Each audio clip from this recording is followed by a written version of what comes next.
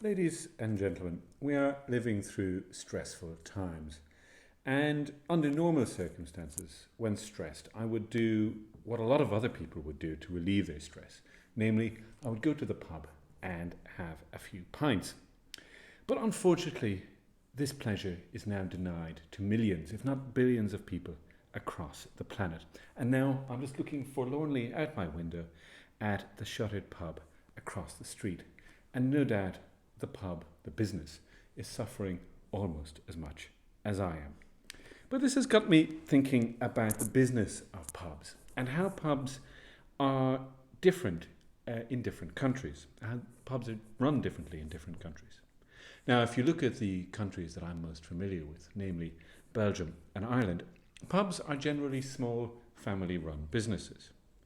But on my trips to the UK, I've noticed that the situation is somewhat different, that many places belonged to large pub chains. They generally look the same, they have no atmosphere, and they serve a rather poor selection of cheap, tasteless beers. Now, obviously, there are still many small, cosy, independent pubs serving up good beer in the UK, but they are increasingly under threat from large pub chains, which can undercut them in terms of price. They can serve alcohol much more cheaply.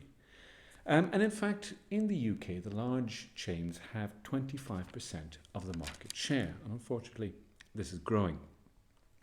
Now, you might think, given these figures, that these companies are well run by competent people. But actually, if you look at them, many are in fact run by totally unhinged lunatics. Now, let me give you the example of JD Wetherspoon, which is the biggest chain in the UK, owning 900 pubs. Any British town you go to will probably have a Wetherspoons pub. And the company is owned by a man called Tim Martin, a sort of red-faced individual with a bad haircut. And he seems to be constantly on the television.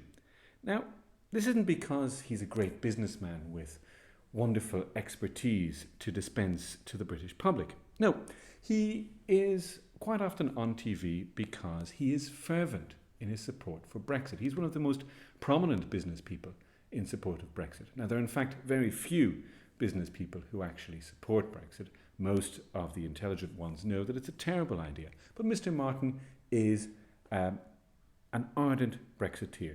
In fact, before the referendum, he ensured that his staff had to give out newsletters extolling the virtues of Brexit. They had printed up beer mats telling people to vote leave. And these newsletters contained all kinds of spurious information. For example, he said that if Britain voted to leave the European Union, he would be able to serve cheaper beer. And no doubt this was a factor that decided the vote of many boneheaded British men. But Mr. Martin eventually got his wish. Brexit took place, and it in fact wiped millions of the value of his company. So you would think he would have learned his lesson. But no, in fact, Mr. Martin in recent weeks was back on British television talking now about COVID-19, about the coronavirus. Has Mr. Martin suddenly gained some manner of qualification in terms of epidemiology? Well, no. He was saying that the pubs should stay open, that there's really no danger, that the virus can't be transmitted in any of his pubs, and that people should continue going out drinking.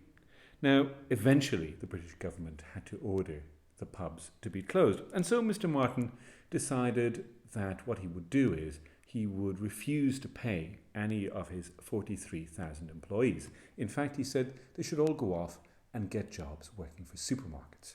There was quite a backlash, and eventually he had to relent and promise to pay his employees for the period of time that pubs remained closed in the UK.